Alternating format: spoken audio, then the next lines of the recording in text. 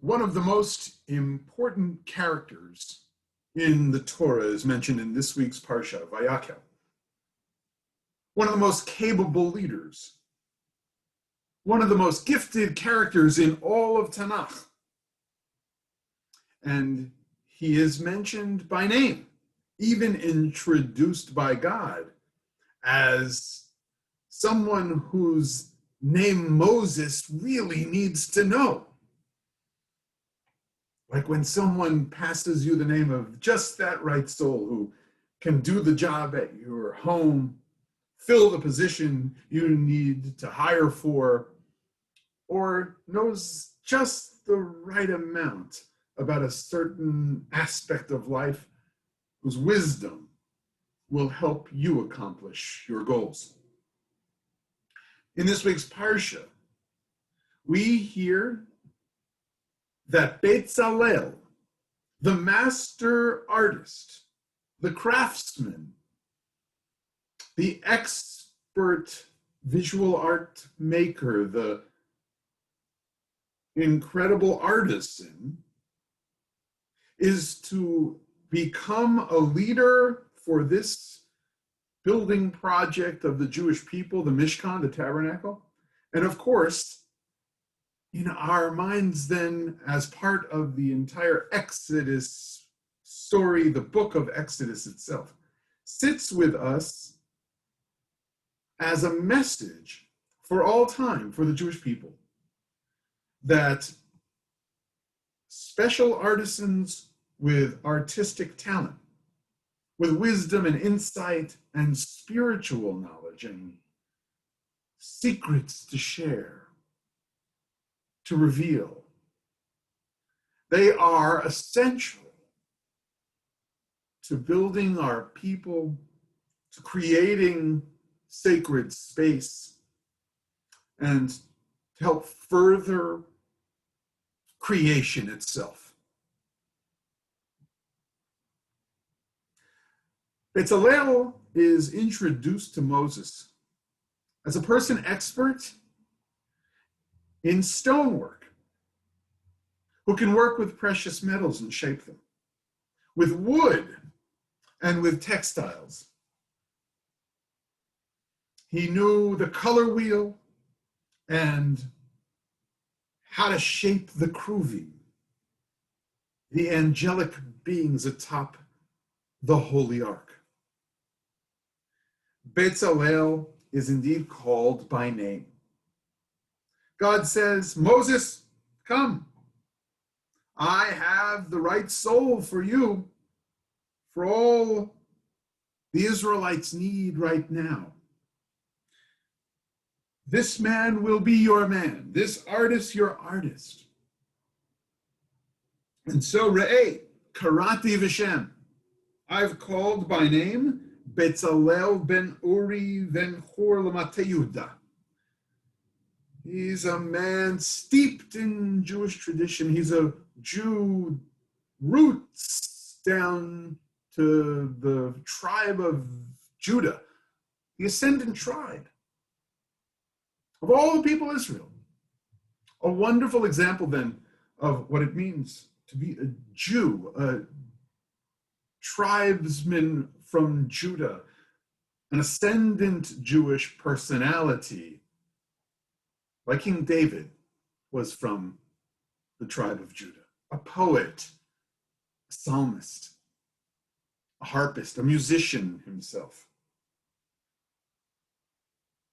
Vayimaleoto ruach Elohim. I have put in him, filled him with a divine spirit. V'chochma uvitvuna uveda'at uvechol melacha.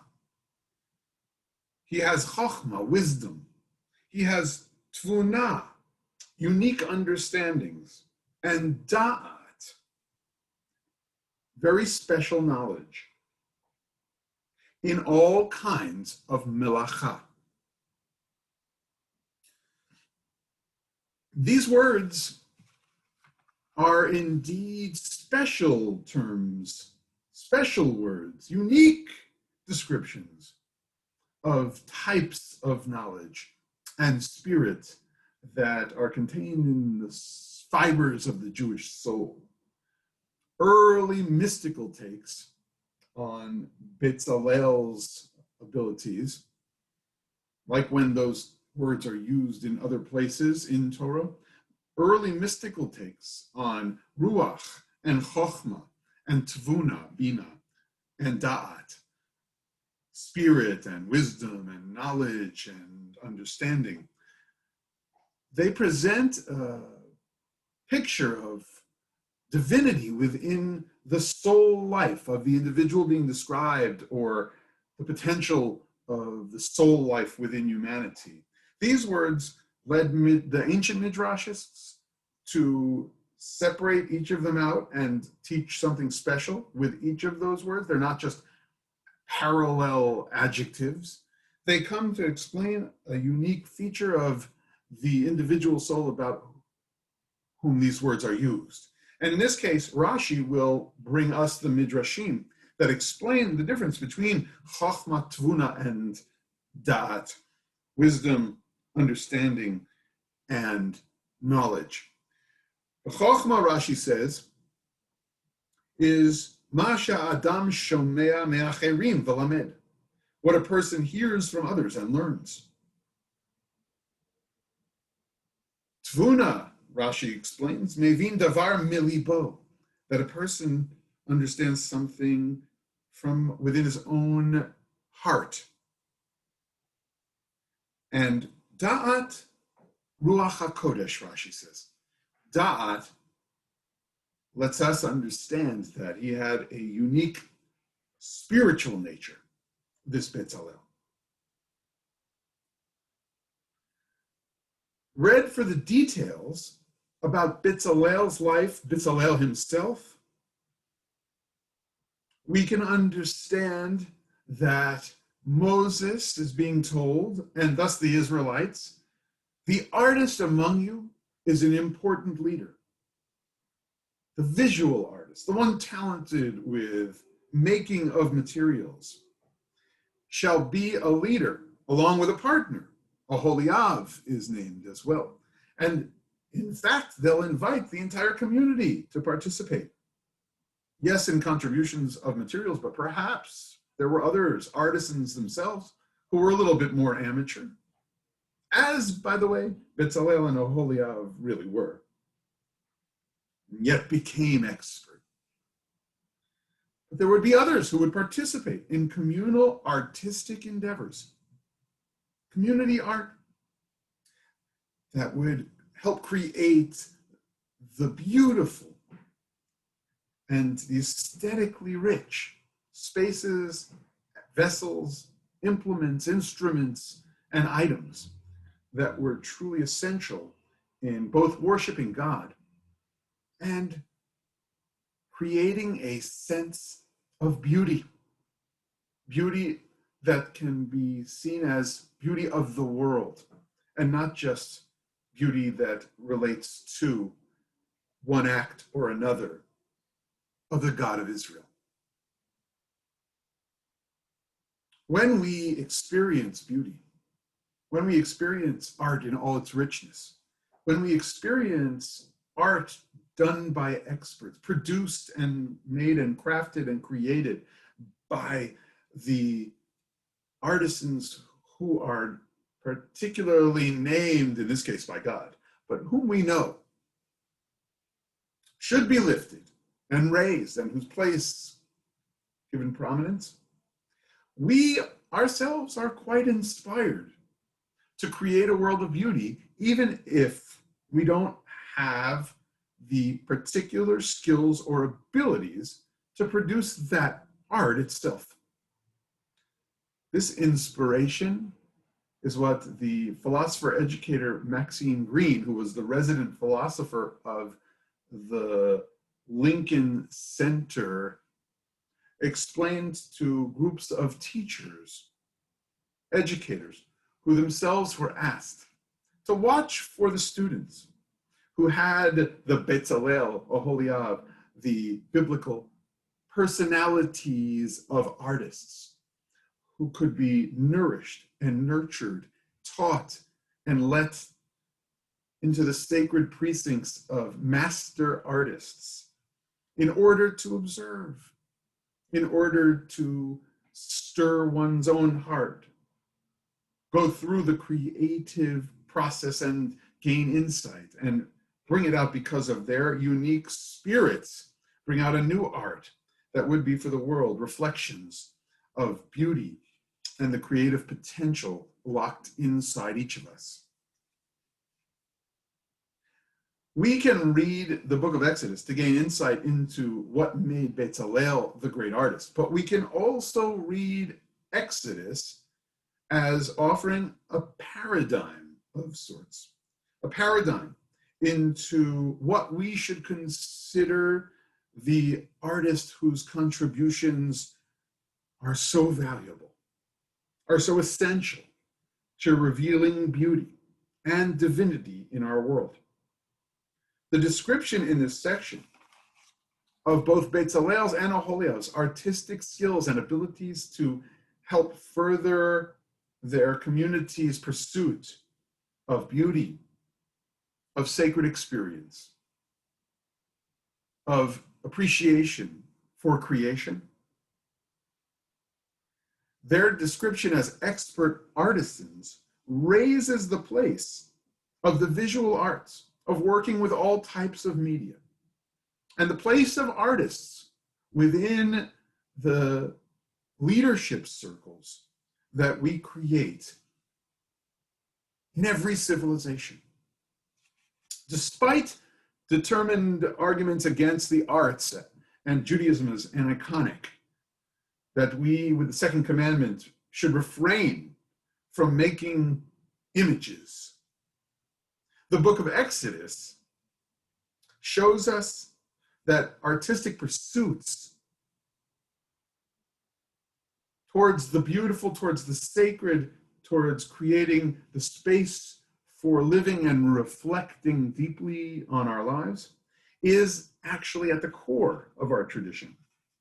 You know, there's a tale told of Marc Chagall that he once hung his early drawings on the wall, and he had an uncle refuse to shake his hand because he thought that that hand had sinned. And yet Chagall's mother sent him for art lessons. He learned a few in St. Petersburg at the classrooms of a few wonderful master artists. And then he took his skills and he looked deeply inside himself, as Bezalel did. Tvuna. He learned from others, and then he went to reconsider what he had learned, the skills that he had gained, the know-how of the arts, and he, through creative visions of the life that he lived, of the experiences he had, the people that were in his orbit, started painting with his familiar hues and the greens and the blues and the pinks and the clouds and the flying goats and cows and the violinists and fiddlers and the musicians and the couple being courted and those who were under their chuppah or above their chuppah flying through the air as newlyweds. Capturing the joy, capturing the spirit, capturing the longing, the loneliness, capturing the hope we have to hear a little music. Rashi's and Ramban's commentaries on Bezalel, read together with the Torah's description, say that we ought to help lift the Bezalels, the Aholiabs, the artistic souls among us. In our congregation, or Zarua, we have done that in so many ways over the years of our congregation's existence. We can be proud to say that we filled theaters for our Purim and have wonderful professional musicians, performing artists, and those with careful attention to the visual involved in Purim productions. We, of course, have an incredible gallery committee who makes visual art an essential component of our communal experience, who invites artists to come and share from their spiritual insights, from their reflections on what it means to be human, to their interests in capturing momentary portraits of the unfolding reality of history. Those who shape collages and concrete representations in their own mind's eyes, brought out through the materials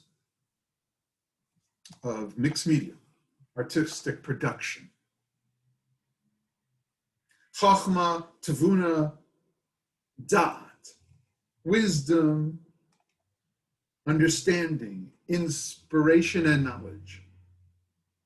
This reminds me of the notable book by John Berger called Ways of Seeing.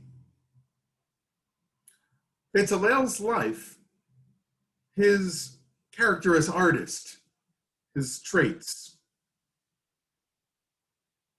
remind me of the suggestion that the beginning of artistic life, amateur to professional, that arc that we all might go on some journey exploring, whether we have been blessed with really incredible artistic skills or just a few,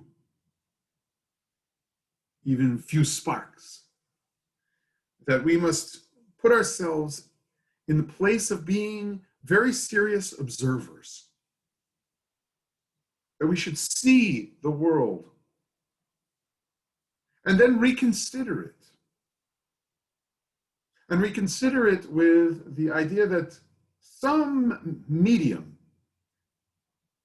could help us express either our take, our reaction, our relationship with that aspect of creation. And then with a little knowledge and know-how and listening to what is in our hearts, feeling what is in our souls, we just may, through knowing how to do that holy manipulation of media, we may indeed bring to bear some type of visual art. And when called upon, those who truly are educated in these ways and with these media will become the artisan leaders, the artist creators that Bezalel and Aholiab in our Parsha became at the time we needed it in the wilderness. Bezalel did not receive a formal arts education. And as far as we know, he was not enrolled in any great art academy in Egypt. We learn from this the Torah's respect for amateur artistic pursuits that may indeed lead to expert experiences and expert artists in the making, and ultimately master artists themselves. Of course, we discern from this a deep support for arts education. We discern for this the support of arts education within our Jewish day schools and our yeshivas. My own daughter was part of an arts track at the Frisch Yeshiva in Paramus, New Jersey. They specifically centered on those who had both some ability with the various media that they would engage, visions in their hearts and minds and souls about what representing experiences of their lives of our Jewish tradition might look like, and who sought to deepen their knowledge and understanding by visiting museums, attending exhibitions, speaking with artists, listening to them about their creative processes. There is a paradigm created in this parsha, paradigm through Bezalel of a Jewish civilization that lifts arts and artists, who appreciates deeply the place of the visual arts as we do the place of performing arts. Our sacred community, and even civil society will be built in more beautiful ways when we allow those leaders, those artisans, to take their place. Bezalel's productive work, in fact, is referred to as malacha, the very word that is used in Sefer Bereshit, in the book of Genesis, to describe the creative work of God engaged in making the entire world. That act of creation crafted the cosmos. God set the colors in motion, painted the canvas for every backdrop of our lives. A simulacrum of those moments, the crucible of creativity, the fires raging in the kiln of shaping the clay of existence, is repeated every time a spark flies from the anvil and an amorphous natural element is shaped by human ingenuity. Rabbi Michael Hatton wrote those words and brought forward the Midrash in the name of Rabbi Yehuda, in the name of Rav. Bezalel knew how to join the letters by which heaven and earth were created. He was filled with chokhmah, tavuna, and da'at, wisdom, insight, and knowledge. And about creation, does it not say the same or the characteristics of God? Adonai b'chokhmah yasar haaretz, konen shemayim bitvuna. Through wisdom, the earth was founded. Understanding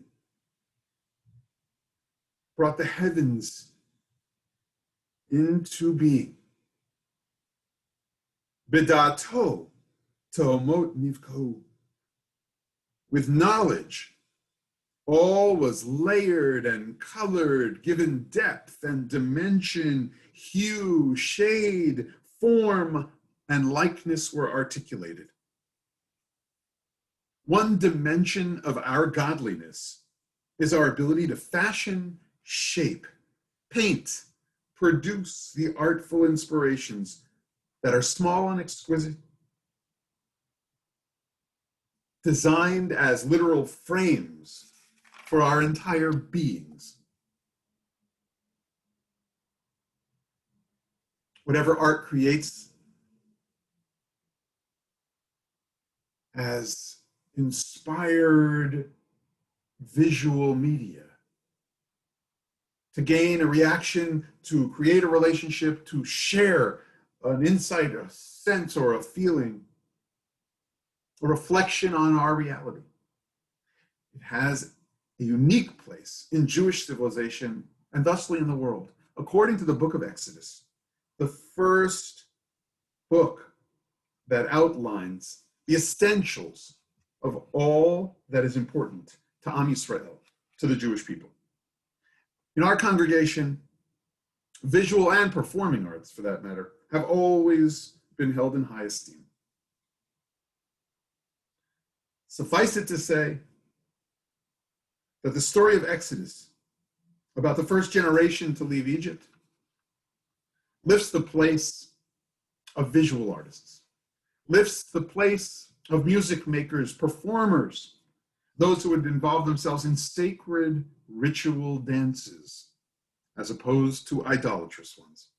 There is space to debate just what iconism is permissible and what we shall refrain from, given the second commandment. But the prominence of the artist leader, the visual arts collaborative in the wilderness, makes for a paradigm in every generation so that we can create what is aesthetically pleasing to God and inspiring for each other.